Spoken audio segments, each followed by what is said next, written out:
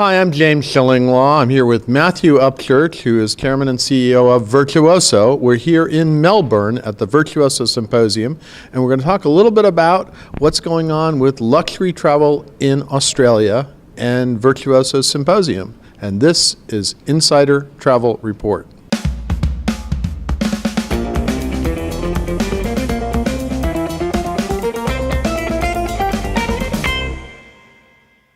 Now, Matthew, here we are in Melbourne, and it seems there's sort of a confluence. You came here for Symposium, and Australia really is refocusing on luxury travel.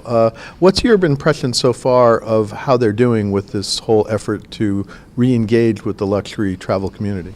Well, I think it's been an amazing story. I mean, you think about, we held our symposium here in 2009. In Sydney. In Sydney in 2009. Now here we are in Melbourne.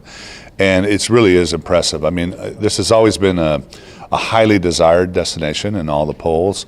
But it was a lot harder 10 years ago to really understand the amount of luxury product they had has really mushroomed. Mm-hmm. But also Tourism Australia, Visit Victoria, I mean, the whole tourism infrastructure here, they've really done a really good job of making all these experiences accessible. They have all the different experiences, you know, the wildlife, the golf, the culinary, so on and so forth. And so I've really seen how well the country has done in the development of bringing all those things and make it much more consumable and easier for advisors to access that information. A lot of new luxury inventories coming online. Yeah, I saw Melbourne itself is heading a lot of luxury properties are coming in. Yep. We have a few here. We're at the Crown Towers, but we have the Park Hyatt here, and there are 5 or 6 more that are in process. Yeah, and also Luxury Lodges of Australia, right? I mean, that's done very, very well. And again, I think they have some of the best material. I think their Aussie Specialist program is one of the strongest, and I love the way the private and public sector work here together. Yeah. Now, the other thing is you have a little over 500 Virtuoso suppliers and travel advisors here, and about 30% of them, I think we saw the other night, had never been to Australia. Yeah, we had a lot of people from outside, obviously, that hadn't been here. We have 508 people that came to the symposium. I love it because, you know, watching 2 weeks before this meeting, just watching the social media feeds, and they're everywhere. So I was very proud of them.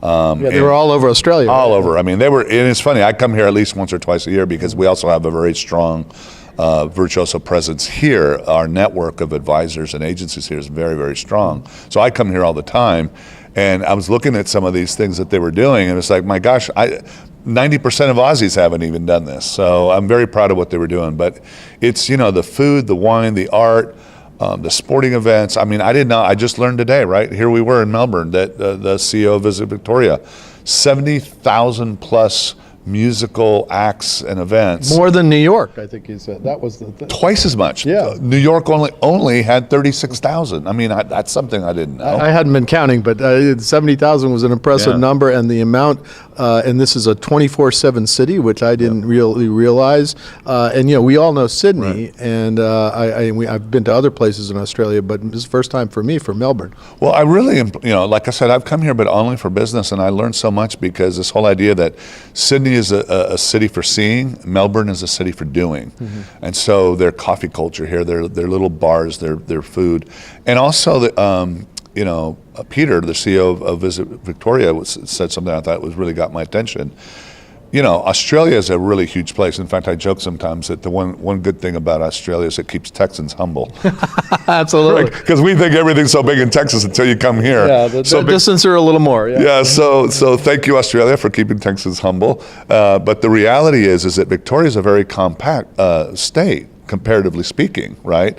So the reality is you can come to Melbourne and they have a lot of wildlife here. They have the wine country.